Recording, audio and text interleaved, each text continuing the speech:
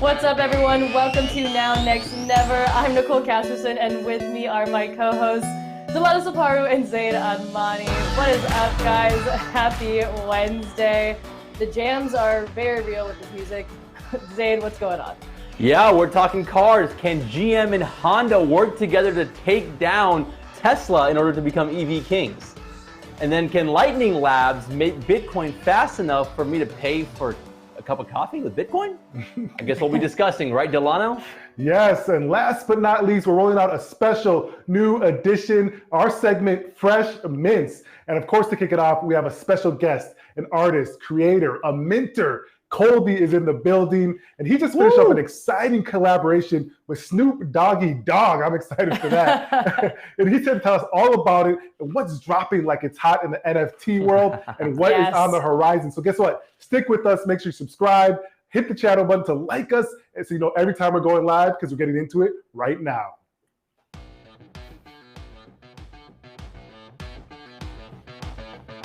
All right, can GM or Honda overtake Tesla as the king of EVs? This is a collab that I wasn't expecting, but probably the collab that we needed, guys. Honda and GM are partnering up to develop an affordable EV. We've talked about in the past how EVs have been pretty unaffordable. I mean, the average price of an EV right now is like more than $60,000. And so what they're trying to do is make the average price of an EV, or they're trying to sell EVs for under $30,000. And I think the biggest takeaway for me is that, like, I guess these legacy car makers are realizing that they need to kind of team up to take down Tesla or compete with Tesla. Otherwise, why would they be doing this, right? And here's a fun fact here. Tesla's market cap is 10 times bigger than Honda and GM's market cap combined. That's crazy. Nuts. That's nuts. Crazy. Tesla is definitely the king of EVs, and Honda and GM want to get a piece of that pie. So guys, or Delano, I'll start with you first. Like, do you think that this collab is gonna pan out, and do you think they're gonna take down Tesla?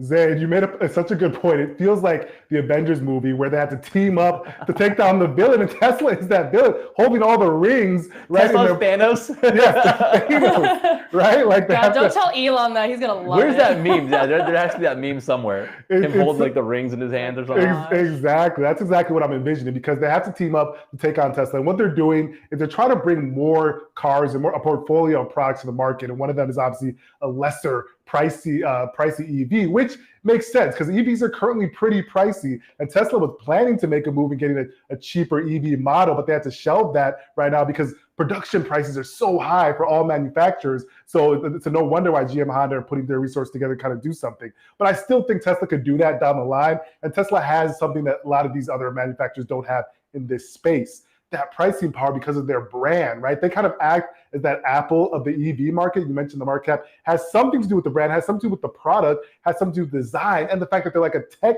company that manufactures cars, Nicole. Like that's kind of how I'm seeing this right now with this partnership. Well, then, is it better to say that Tesla maybe isn't the king of EVs, but the king of tech stocks? Like maybe that's what we're seeing here. Tesla right now has buzz and clout, especially with Elon's popularity. But what GM, Honda, and other major manufacturers have is capital, massive books of business, and the true ability to scale and get more EVs really on the road. So GM reported a $10 billion profit for 2021, a 55% increase from 2020, and its highest total ever. And that was reported by the New York Times. And I like to look at leadership. So not only is the company profitable, but their CEO, Mary Barra, is super bullish on overtaking Tesla. She has literally said it. And they have committed upwards of $7 billion to ramp up electric car and battery production in Michigan. So that is a big sign there. Tesla, on the other hand, has reported a $5.5 billion profit for 2021 too, though they are losing confidence. Elon said it that because of supply chain issues and that type of thing, and that is also according to New York Times reports. But Elon is also he's pulling Twitter over like an edit button right now, guys. Like that's what I mean when I'm looking at leadership. Like who is Mary Barra, we're going to take over Tesla and ramp up our manufacturing of EVs. And then Elon's yo, you guys want an edit button? So I'm just saying what the actions of the leaders right now are a little, I think Tesla can stay in its lane and be a Lux brand for life. Don't get me wrong, they have that. But if we really want to see that change, in getting more EVs on the road, then like we need these GMs, we need the Fords, we need the Toyotas, the Hondas, all of them working together to make this happen. Though it is telling that they have to come together to actually overtake Tesla. That's crazy. Yeah, it's straight up like the Avengers. I mean, look, it's crazy that Elon has like 8 different side hustles and he can still be the CEO of a company that's worth over $1 trillion in Tesla. It's kind of crazy that he can actually do that. I'm surprised he's not a zombie or something. Maybe he is. I don't know. But you know, I'm happy to see it. And I think my hot take is that at one point, maybe even within this decade, we're going to see these legacy car makers outsell Tesla in EVs. I mean, I think it's going to happen this decade. That doesn't mean that Tesla's valuation or anything. I mean, I personally think that Tesla's valuation, a little suspect. I'm not going to say how I exactly feel without getting in too much trouble. Obviously, we don't have a crystal ball here. That's our catchphrase, guys, to just not get in trouble with the lawyers. But hey, I think these legacy car companies are going to actually put a decent dent in the market, and they're coming after Tesla. And I think they're going to be successful and outsell Tesla by the end of the decade. Hey, all right. Hey. There we go. We'll see it. We'll keep that one on our back mind as we move on to our next story. So guys, Lightning Net Labs are trying to make Bitcoin faster than cash. So Lightning Labs just raised $70 million to bring stable coins to the Bitcoin network. For those who don't know, Lightning Labs is the developer of the Lightning Network, which is a layer on top of the Bitcoin network, blockchain network that allows for transactions to be much faster, smoother between Bitcoin users. And right now, they're trying a new product protocol called Taro, which will bring stable coins to the blockchain network, right? And so this is an area where we think, are they able, guys, to make Bitcoin faster than cash? Are they able to get enough people that want to use Bitcoin as a method of transaction rather than a reserve asset to be able to accomplish that, Zaid? I don't know. My thoughts personally is like, for myself, I like to keep Bitcoin, and we don't talk about the percentage that we own, but I like to keep it as a reserve asset, right? I don't transact with it as much, but if it was obviously faster than some other method, that might be a reason for other people to use it as a method of transactions. Zaid, what do you think here?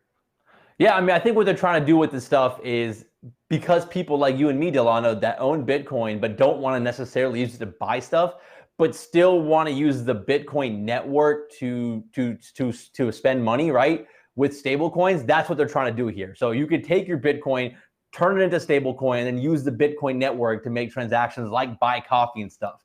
I guess I wasn't fully clear on like why it needs to be the Bitcoin network. See, I'm not a Bitcoin maxi, so I don't really care if I use a stable coin on the Bitcoin network versus other networks. But obviously the case that they're making here is that Bitcoin is like the most widely accepted, the most secure. So there's like benefits of using the Bitcoin network for stablecoin transactions. But yeah, this is actually this is going to help people like you and me that don't want to spend their Bitcoin and spend stable coins instead. So I think it's a good development. I've been hearing about the Lightning Network for years now, so I'm glad that they're actually doing something and and this is further proof that maybe we'll be buying coffee with a stablecoin one day using the Bitcoin network. I'm not sure when that's going to happen, but this is a step in the right direction. Delano's going to have to be the first to test that out with his daily Starbucks transactions every day. For me, it's always looking at that bigger picture, right? Stablecoins have a optimistic influence on the future of financial inclusion. Using cryptocurrencies for funds and financial savings permits individuals to construct a digital identity or story that is important to things like accessing credit or having different kinds of credit scoring. Stable coins can increase cross-border trading alternatives for micro and small companies. It can make this positive momentum towards what we want to see in terms of crypto assets, digital asset adoption. So if there's anything that helps move that needle forward, then yes. Obviously, the speed is a huge factor, low cost, low barriers to entry. With stable coins, that offers just more people more options with how to interact with the financial system. So I also love that this puts a little bit of competitive pressure on legacy institutions to improve their services. So that's what I see, just big picture here. This is a big move here, a lot of money. So let's see, hopefully they can make it faster. I think it would be dope just to do this regularly. I want Delano to be able to transact Starbucks with this. Exactly. Literally when I go to a place, and obviously you can use other payment sources and other payment like Apple Pay that allow things to be faster, but no one obviously uses physical cash that much anymore. And if you can use Bitcoin or the network, the blockchain, to be able to transact super fast, whether it's you use stable coins on the Bitcoin blockchain network, that could be an awesome advantage for people that aren't really into crypto as far as a reserve asset, but maybe want to transact, especially globally. When you think about some of the infrastructure challenges there are globally, that is where I see a lot of the advantage here with this potential protocol being put into use. Totally. Yeah, absolutely. Well, in other news, what event can get Mark Cuban, Steve Aoki, Sir Mix-a-Lot, Andrew Yang, and Ice Cube all together? NFT LA. The 3-day event drew over 3,000 people, including celebrities, artists, crypto curious, and more. It featured NFT galleries, educational sessions, auctions, and panels, all celebrating the world of NFTs and the crypto space. And speaking of NFTs, it's time to get into what's hot, what's trending, and what's on the horizon of NFTs with our first ever edition of Fresh Mints. Yes, guys, we did it. Okay, so we have an artist here who has decided to bring his amazing work to the blockchain. His NFTs have been impressive, an impressive combination of 2D and 3D interactive pieces, and that owners can collect. So we're lucky to have him here today to explain what NFTs are all about and give us some deep insight into the culture. Please welcome Coldie. How's it going? Thanks for having me. What's up, man? How's it going? I'm doing well. How you doing? Coldie, we don't have your audio. I think he's mute for us. Let's see. Coldie, what's up? How you guys doing? Okay? There we Yes, go. okay, I got you back. Okay, so, back. You were at NFT LA, not gonna lie, looks sweet. Just give us a little, taste of what went down, who you were seeing, and, what was it like just seeing such a large event focused around NFTs and crypto? It can feel like this happened fast, I guess, if you will. Yeah, it happened fast, and it's taken years at the same time. So, having a show in downtown LA is a big deal for NFTs, for blockchain in general. And really what it meant to me, I saw a lot of people in the entertainment sector coming in, music labels, film. There's a lot of activations, and they're kind of testing the waters and seeing how they can engage with audiences using blockchain assets and things like that to kind of augment their current doings. That's awesome, man. I mean, you're one of the artists that had their art featured in NFT LA, and you recently did a collab with Snoop, which is sick. I always feel like Snoop is like trailblazing this stuff. He's always on top of the latest and hottest tech. He's always a trailblazer. He really is. But why don't you talk about some of your favorite NFT projects that you've created yourself? Yeah, I mean, that Snoop collab was really kind of a dream come true. I grew up listening to his music, and as an artist, I was watching him being his own artist back in the day, and it inspired me to kind of do my own thing. So when I had a chance to work with him, it was awesome. We combined my animation. He laid down a specific track for the artwork. It was super fun, easy to work with, and just really chill, like you'd kind of expect Snoop to be. So that has been a lot of fun. I've been doing NFTs for 4 years, so I've been doing all kinds of different stuff over the years. And I'm just kind of an experimentalist when it comes to art in general. So being in NFTs, there's a lot you can do that combines, art and tech together. So there's really a lot to go. Like there's the technology keeps evolving. So, everything that I was doing 2 years ago, it's always evolving, and there's always new stuff to do. Nice. I mean, and like you mentioned, Snoop is doing it, and I feel like a lot of other celebrities are doing it now. Snoop's doing another NFT project, releasing unreleased music via NFTs. I mean, what do you think? Do you think like celeb involvement is a good thing for the NFT space, or because sometimes it can kind of feel like a cash grab, especially some of these other projects that you've seen? What do you think about that? Yeah, I mean, specifically when I worked with Snoop, there was an agreement that it was a collaboration. It wasn't going to be a cash grab, and he came in full force and brought his power and his swagger to it. And I think that's the important way that celebrities can get involved is once you realize it's new paradigm for art and creativity. There's no one that's just going to do a cash grab anymore. So, for me specifically, especially with Snoop's new stuff, I'm also a collector of NFTs, and I've been buying the tracks that he's putting out with the Dethrone NFTs. And I think he's doing it the right way. He's doing it his way. And, the mouthpiece of a celebrity like Snoop it goes a long way. There's a lot of traction with that. So I think more celebrities that see and kind of take the lead of what Snoop has done, it's going to lead to new activations by, movie stars or, athletes. There's a lot of different ways for people to get involved in NFTs. And I think that it's a little bit of a learning curve, but once people realize how they can interact with it, that's how we're going to get to mass adoption. That's how it's not just going to be this weird word NFT. It's just going to be art. It's just art and collectibles. Right? We call it NFTs because it's new, Right. but it's not going to be like that forever. It's just going to be what it is.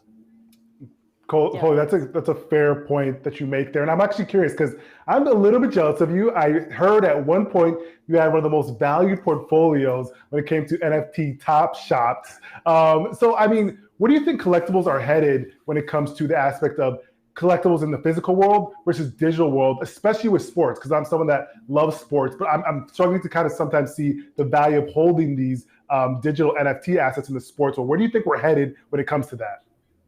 Yeah, again, we're so early, especially with Top Shot, and I happen to, be in early because I just live and breathe NFTs and crypto. So, I got to kind of be a guinea pig early on, where it's the same as growing up. I was buying baseball cards all the time and basketball cards, and to bring that digital, there's so many more value propositions. If you think about a card, as soon as it gets a bent corner, it's pretty much worthless. Now you have the blockchain that it's verified as real. You're not getting a fake. You don't have to worry about it getting damaged. You don't have to worry about floods or whatever. It lives there in perpetuity, and with that, you're also able to then sell that NFT worldwide 24/7 to a marketplace. So I think that there's the value props are there, and I think that because we're so early, there's a lot of growing pains that are being worked out in like the industry. Hacks, right? Like you see all the hacks, people getting their wallets hacked and they get, they lose their Bored Apes or whatever. That mixed messaging, I feel like, or even just perceptions, right? Like, oh, this isn't something for me because of X, Y, and Z or whatever. I feel like people think NFTs are just for one type of person when it isn't. It's meant to be for everyone. So yeah, absolutely. And one thing to say about that is, the NFTs and assets on the blockchain are going to influence everything in our world. Imagine any legal documents that you need to keep safely stored, whether it's like a deed for land or maybe your college diploma or things like that, are going to be on the blockchain just for security reasons and redundancy. So, or like high-end merchandise, like handbags and shoes and collectibles. There's going to be verification that in time, it's just going to be a de facto way that you prove something. But right now it's new and interesting. So I think it's kind of like people need to get on the train and realize that, a lot of us artists, we were the first people to test this as a valid way of transacting assets. So we were the guinea pigs 4 years ago. And now that it continues to be successful, it's going to transition into everyday life everywhere. So cool. So cool. What are some of the, I guess, non-collectible ways that you're excited to see NFTs be used in the future? And maybe, there are some use cases out there that could translate better for the everyday American or consumer. But curious what other areas you're excited about. It's such a broad use of, like sports tickets, let's say you went to the Super Bowl or the NBA Finals or some epic game. And, right now you can have your sports ticket stub if you're even lucky to get a physical stub. But now, in the future, that's commemorized on the blockchain. So that becomes an asset. You can sell that, you can keep it safely. Let's see what else. There's a new thing. It's called a POAP, which is pretty fun, where if you go to an event and let's say I have an art show, I can digitally give people it's an NFT that is proof of their attendance, right? So there's different ways that you can start using things to engage people and build community. I love that. And what's next for you, Coldie? What is I guess the next thing on the agenda? Are we seeing more collaborations with more musicians and artists, or what's coming up? What keeps you this I way? mean, I'm not the type of guy that like really likes to do a lot of like just star-studded things. I kind of pick art that speaks to me. Yeah. I just did a piece for a tribe in the Amazon, What? yeah, the rainforest around that is Wow. being cut down, Yeah. and there's a group of us with two projects, Monogramma and Superworld, where I created an AR VR artwork that literally is geolocated in the Amazon where they live. Wow. So we're using technology to, you know, it's really mind blowing stuff. And like, so I latch onto things that are meaningful to me and that can like raise awareness. Yeah. So to me, that's super important, you know. And also, that being said, I'm experimenting with new media. So, you know, for, you know, the last couple of years, I was doing a lot of like GIF loops and MP4 loops. Well, you know, the ADD in me is always wanting to grow and expand. So now my focus is on AR and VR. So if you have like a VR art gallery in the future, right? If you have like a man cave or Yes. whatever, Mhm. you can buy my art and put it into your virtual gallery That's amazing. and, Very you know, cool. get to experience it in VR. So that's kind of where I'm headed.